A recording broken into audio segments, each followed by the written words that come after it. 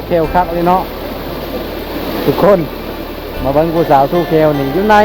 พุ่นอยู่ในทอพุ่น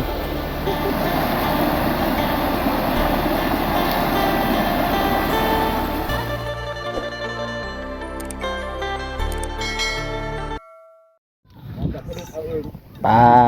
คนสวยนี่มาฮับเอาทุกคนอันนี้มันยังน้องกระตุกกระตุกกระตุกยังนี่นะน้ำกดอ๋อกระตุกที่อันน่ะจีนกระตุกที่จีนอันน่ะเฮ็ดคือแฮมนั่นบ่ทุกคนมาเบิ่งนี่ประมาณลิตร20 ลิตรพุ่นเลยเนาะทุกคนเลยอันน่ะแดดแห้งเนาะตอนแรงๆต้องซุปจังสิแล้วเนาะ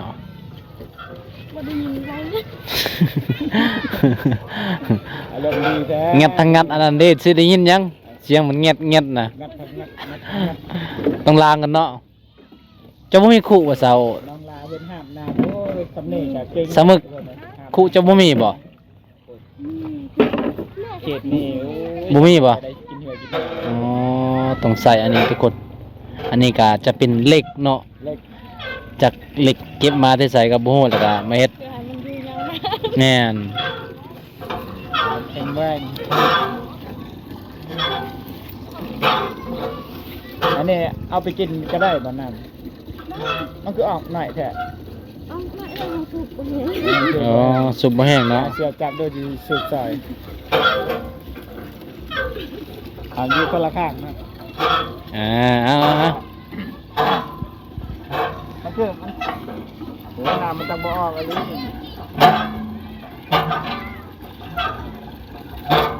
ไม่ได้ม่วนเนาะโอ้ยเบิ่งนี่คันบ่าวใส่สู้ผู้เดียวนี่น้ำนี่บ่ออกเลยต้องช่วยกันอันนี้แหละเป็นวิถีชีวิตทุกคนสาวหมึกยามนึงแรงนี่น้องกะไปตักตลอดบ่อันนี้น้ำกินบ่เนี่ยบ่น้ำใส่อ๋อน้ำล้างถ้วยให้กินเนาะเปล่าซ้ำนี่จะถือได้บ่น้องผิดลึกโอ้ยมันบ่ถึกแล้วหั่นน่ะยำอีกเบิ่งอายนั่นมีแฮงทั้งใหญ่ทั้งยาวกินข้าวก็ได้กินข้าวเองนะสันก็บ่ต้องกินข้าวสูบอยู่นี่แหละโอ้ทุกคนเลยมาเห็นน้องคุน้องเลยน่าสงสารเลยพี่น้องเอ้ยมาเบิ่งนี่แบบคุที่ว่าเฮ็ดเอาโมเมนต์ว่ามาจากโรงงานอันนี้คือโรงงานสมึกถ้าเพิ่นอยากได้คุแบบซี่ก็ไปหาสมึกโลดสมึกจัดให้มียังดึกลาดปืน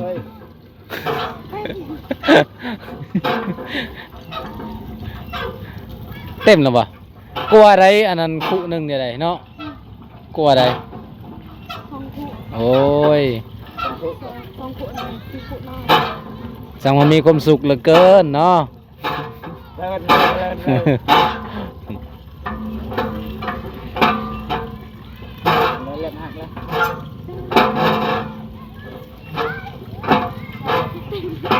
เอาเต็มเลยป่ะน้องสี่หาบ่ไหวนะเบิ่งเอาจะลองหาจนมันเป็นอะไรวะเอาเบิ่งนะมันนักแล้วคอยจะลองเบิ่งว่ากว่าจะได้น้ำกินจะเป็นอะไรเบิ่งจับไปก่อนก็บ่เป็นนี่ก็ตักไม้เนาะก็มันเหี่ยเบิดนี่มันบ่เหี่ยดอกเป็นกระตุกเสือเท่บ่เบิ่งเอาเป็นไงบ่ธรรมดาเลยเบิ่งหาสิไปฮอดก็หน้าแดงเลยเนาะทุกคนก็จะได้น้ำกินบอกเลยว่าทางหนึ่งจักโลอันนี้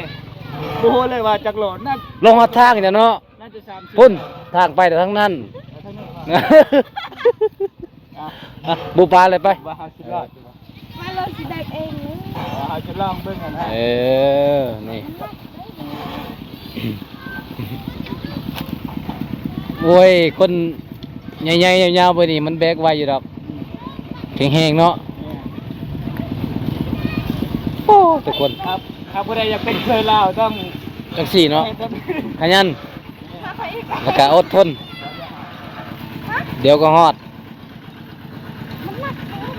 ธรรมดา เจียวไปฮอดเมืองนี่ฮอดบ่ ฮอด บ่ฮอดว่ะ ฮอดอันนี้ก็จะว่าอันนี้เพื่อนอันนี้อะไร โอ้ คือบนรอด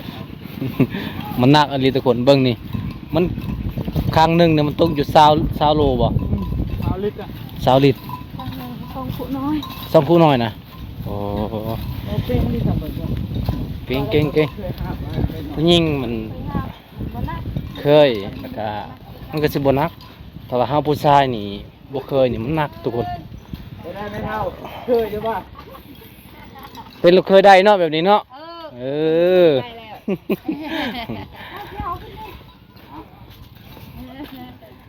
ไปเป็น อ่า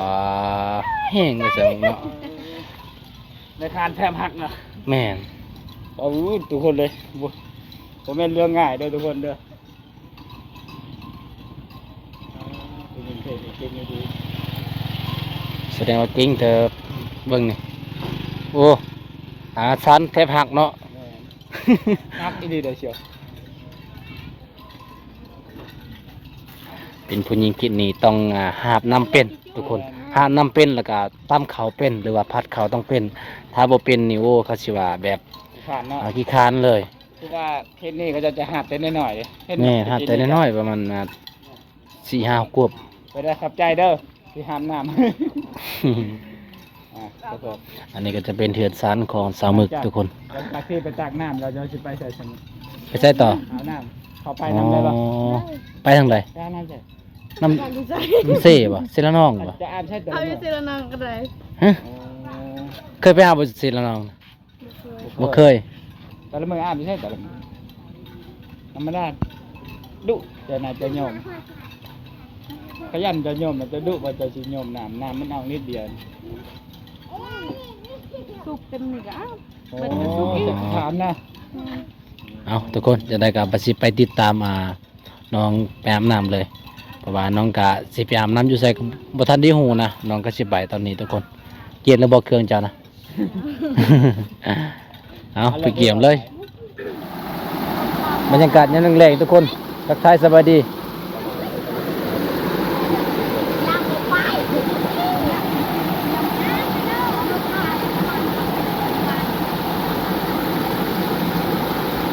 ถูกครับ โอ้ยเย็นสดชื่นเย็นนะจะแง่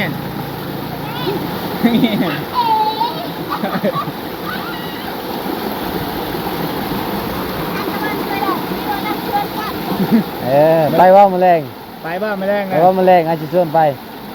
กูได้โสดนะ โทษว่าโทษว่า กันโสดแล้วจะไปเอาเด้อมาแรงนะ 100%ฮะโทษว่า เอาเบอร์มาเอาเบอร์มา เย็นไหมฮะโอ้ขนาดนี้แหละมีผู้บ่าวแล้วแมลงนะ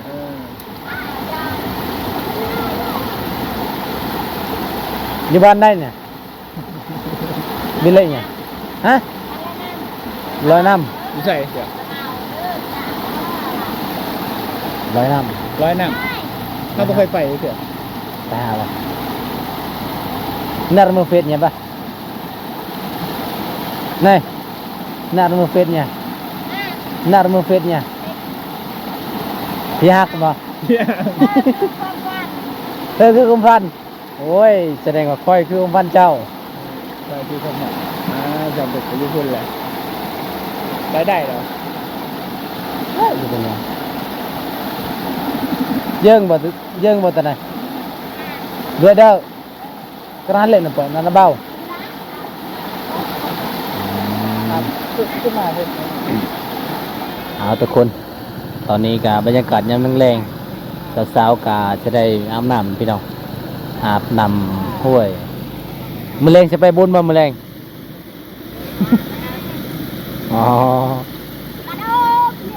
ใบบุญน่าจะนัดผู้บ่าวแล้วเนาะ นัดแล้วบ่ผู้บ่าวน่ะ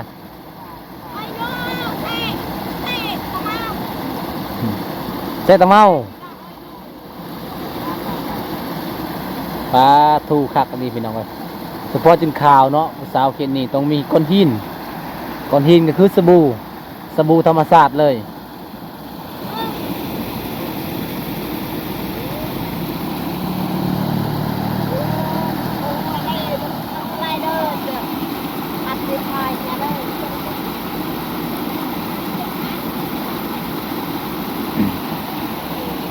สาวตะคือ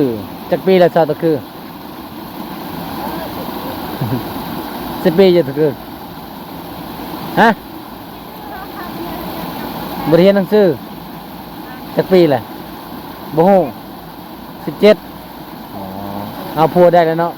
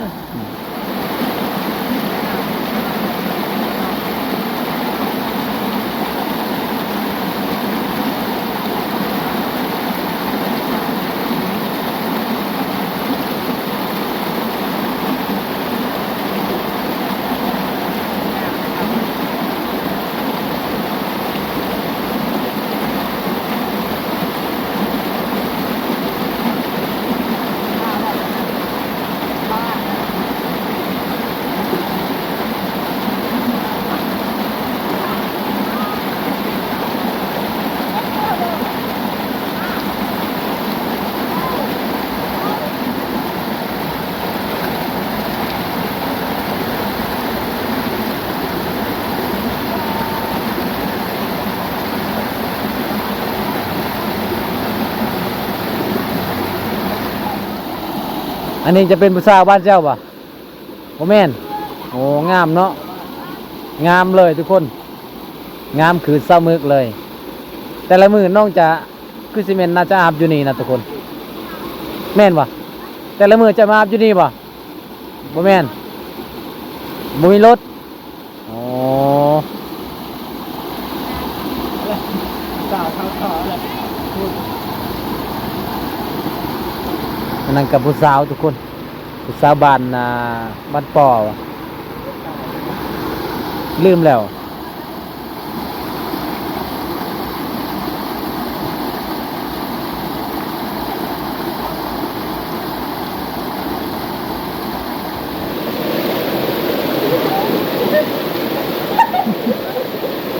โอ้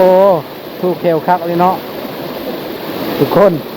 มาเบิ่งผู้สาวทูเคลนี่อยู่ในพุ่นอยู่ในทอพุ่น อันนี้ก็จะเป็นผู้สาวบ้านอื่นบ่เป็นผู้สาวบ้านนี่รักทูเคลนี่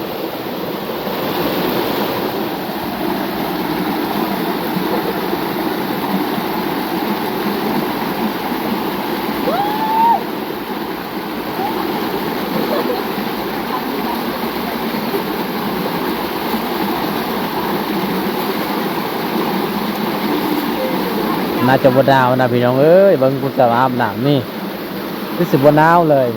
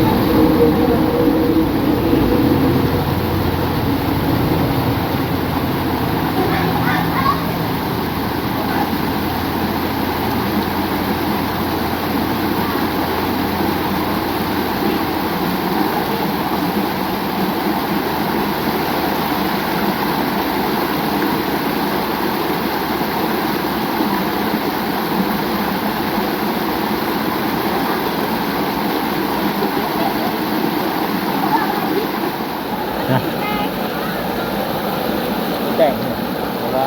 เด้อ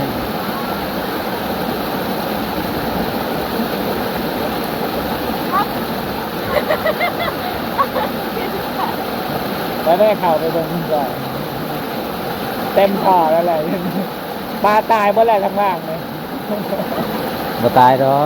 อาบน้ำเข้าเลย บ่กล้าอาบ ค่ะ เขา ญาติเลย เขา3คนเด้ จานหน่อยอะ แม่น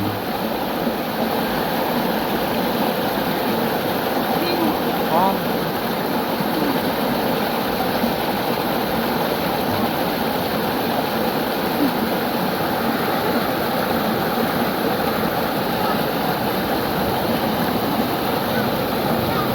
น้ำยังอะนะ น้ำเนื้อ ฮะ น้ำนวดโซะ ผม น้ำนวดโซะ เจ็บเอฟมันเอฟรุ่น กามใหญ่เนาะกามใหญ่กามจะใหญ่เลยเนาะ เอายก เจ้า น้ำ นี่ตักนิ้วเลย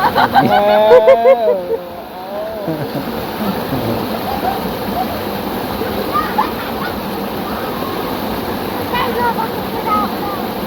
ไปไหมบ่าวงบ่าวงประกาศอาบน้ แล้วแบบนี้ ำประชาชนอาบน้ำกันนะ เบิ่งทุกคนผู้สาวเกตนี่จามนำอยู่ในถ่อเลยถ่อนะมันจะยาวไปพุ่นพี่น้องอยู่เทิงก็จะเป็นเส้นทางรถไปมาเขาเจ้าจะอาบน้ำแบบน้ำห้วยน้ำห้องจะเป็นน้ำห้องว่าเป็นน้ำห้วย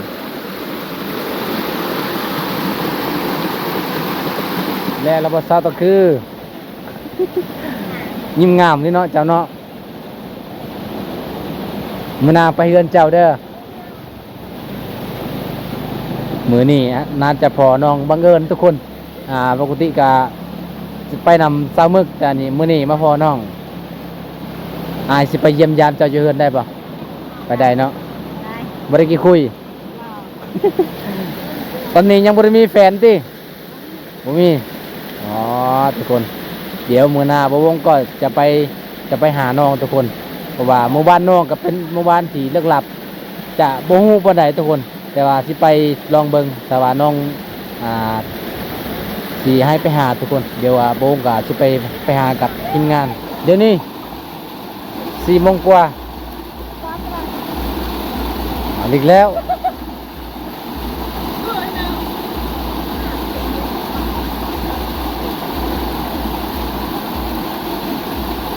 ตาสาวมึกนี่ก็จะแต่งตัวงามๆเลยเนาะมือแรงเนาะ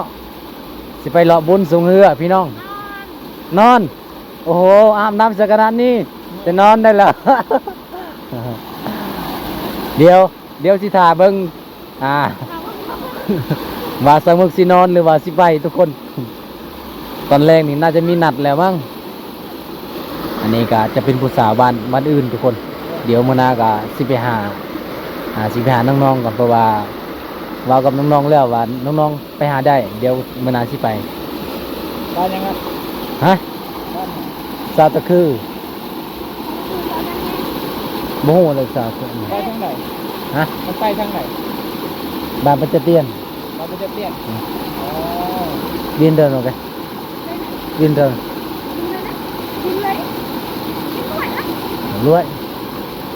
ไปทางไหนนะ ตอนนั้นลูกจักไปตักกินดี ไปทางเต็งนี่ ทางเกียงลีนแต่ว่าแล้วว่าอันนั้นเด้ทางเวกับ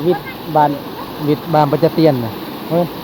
เป็นจักรยานต้องเลยกินเลยนะ กันเละอยู่เว้ยกันเละนู่นเว้ย เพื่อนทำงานผมพูดหรอก น้องคนก็มีพาจุดตัวในคืนนี้ก็จะไม่ได้ไปพาจุดตัวเลย อัด3เลยผู้สาวพุ่นผู้สาวบ้านลอย น้องเขาไม่มีพาจุดตัวแล้วคือมันก็ใจเจอพาจุด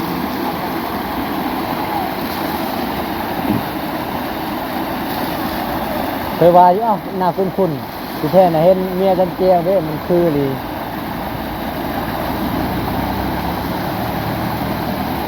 ได้ครับคือ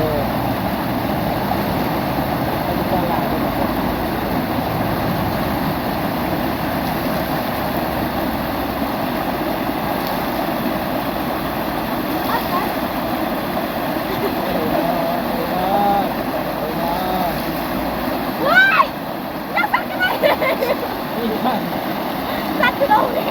แควเจ้าทูบ่ได้ดอกทูได้บ่อ๋อจนว่าทูบ่ได้แควเจ้านะบ่ได้เจ็บบ่ล่ะทูแควนะ ลูกผู้ชาย อ๋อสามึกลืมทูแควพี่น้อง ลูกทุกแก้วโอ้ย เดี๋ยวมือเทือนก็สิทูใหม่ไม่ยังผมเจ้ายังอันน่ะฟองสบู่อยู่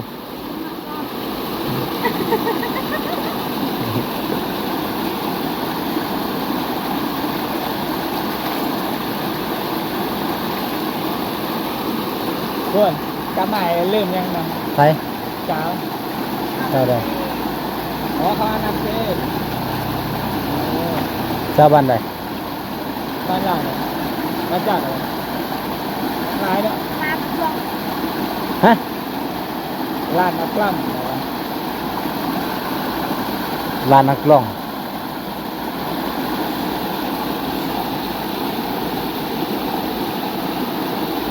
คนหมดแล้ว